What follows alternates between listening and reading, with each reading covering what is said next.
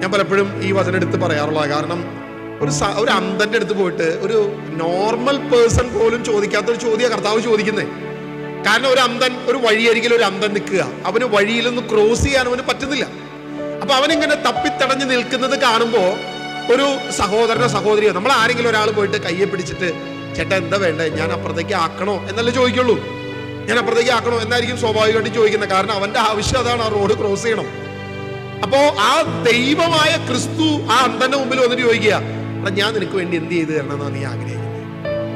ഞാൻ പലപ്പോഴും പറഞ്ഞ കാര്യം എന്ന് വെച്ച് കഴിഞ്ഞാൽ, ഞാനാണ് അന്ധന്റെ സ്ഥാനത്തെങ്കിൽ എന്റെ ഇപ്പോഴത്തെ സ്വഭാവത്തിന് എങ്ങനെയാണെന്ന് അറിയില്ല, എന്റെ പഴയ സ്വഭാവത്തിനാണെങ്കിൽ ഞാൻ കർത്താവിനോട് ചോദിക്കും, നീ തന്നെയാണോ കർത്താവ്?